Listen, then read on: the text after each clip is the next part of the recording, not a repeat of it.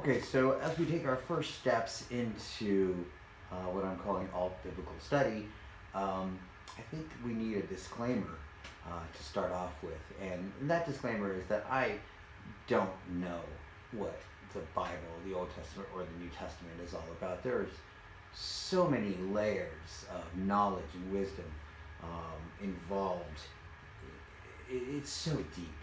And I don't pretend to have a superior understanding to anyone out there. While I do have my interpretation at this point in my life, and that will really shine forth in these videos, you'll see my bias, no doubt. My point isn't to really sell you on that bias. My point is to mature us as thinkers, because these topics that I bring up, whether in biblical topics on the text of the Bible, or religious context, or political religious context, whatever the case may be, these are topics that I want to challenge us with, because we are immature as spiritual beings, meaning we are not challenging ourselves as spiritual beings.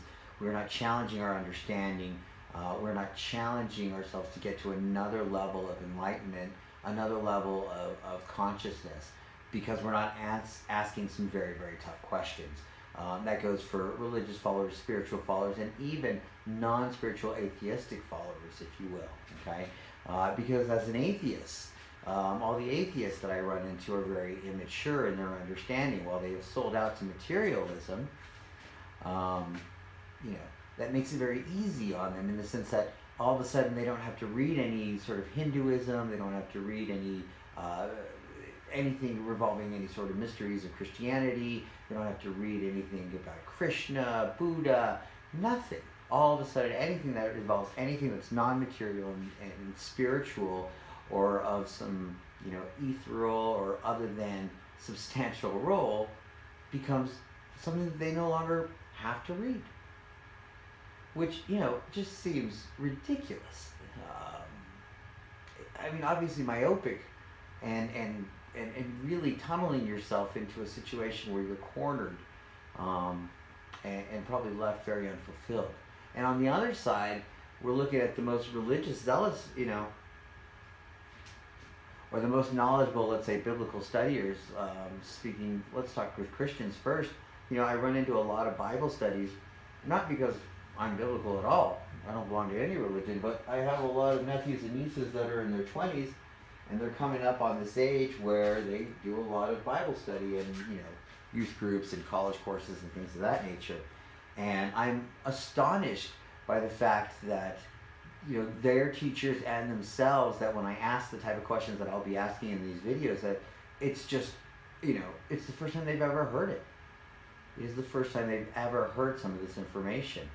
And there's a reason for that. The information that I'm challenging them with is not esoteric information. It's really literal, contextual, biblical reading. But what we see a lot of times in Bible studies is people choosing verses and their favorite verses, or doing studies on out of context verses. You don't even know who's talking or what the context of it is most of the time. And so when I ask a Christian, what is the Old Testament about? You could just imagine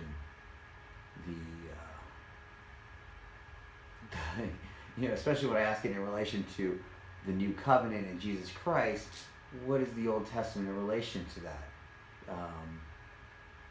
I get some really mysterious looks on their face. And so let me ask you this question while we're on this point right now, as a Christian, or even as a Jew, knowing that Jesus came and freed us, whether that's a historical fact or not, I'm just talking about the actual story and how you interpret the story. If Jesus came and freed us and brought a new covenant, a new law, and freed mankind from some sort of imprisonment, or accusation, or sin, or whatever you want to call it, okay? And you've seen my video on original sin, I hope, so I'm going to kind of sway away from that. We're assuming that he saved us from something other than just ourselves. What is that? What is the new covenant, I ask you, in relation to the Old Testament? What is the story of the Old Testament? And then where does Jesus fit into that? Do you have an answer for that? What is happening in the Old Testament that necessitates salvation, that necessitates Jesus Christ to come on in the New Testament and provide a new covenant? What is that new covenant versus the Old Covenant? What is the story of the Old Testament? What is the purpose of it, or the whole thing? It seems like a very basic question, and very few Jews and Christians have the answers to this for themselves. And they may have a kind of general, weird, I don't know, new agey answer almost. And so then when you start picking apart the stories that build up that answer, you know, they become very challenging and mystified. So, without further ado, let's start taking apart some of this. Why are these topics that I'm going to be bringing up, why are they so new to Bible studies?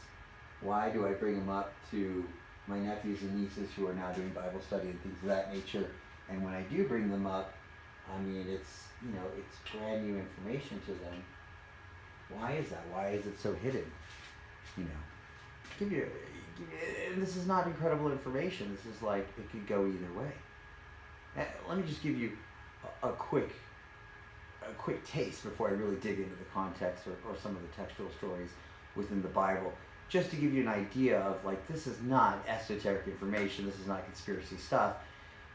For example, it's not wrong to ask yourself, when in Genesis, when God is creating whether he's creating the light or he's creating, separating the waters, after each one of those actions, he perceives, God or Elohim, perceives the action, perceives the light, for example, and sees that as good.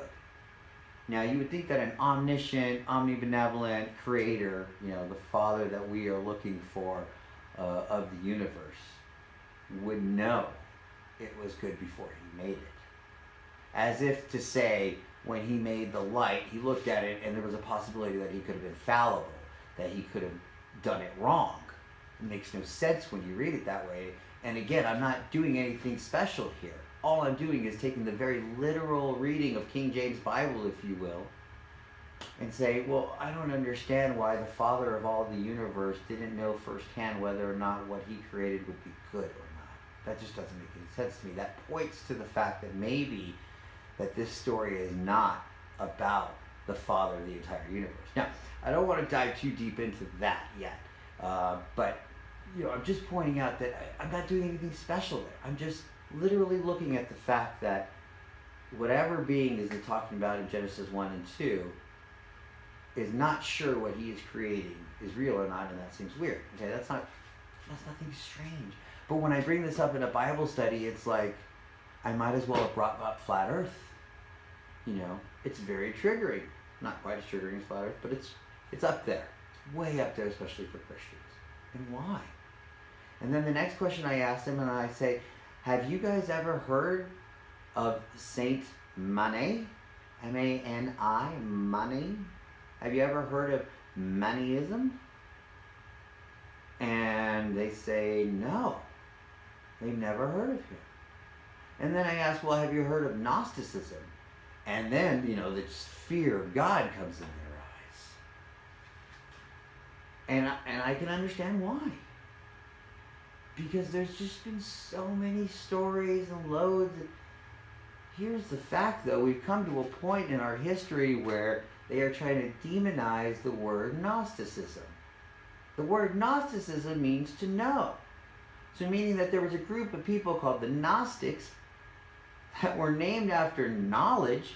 Obviously, either they had it or they were desperately seeking it, dedicated to knowing it.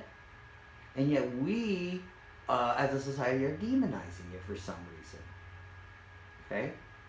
And before I step on that point even, I want you as Christians, while I have your attention only to the Christians, because this name probably doesn't mean anyone unless you're taking philosophy in college, but unless you're a theology major, one of the largest names in the cornerstones of the Christian church is St. Augustine.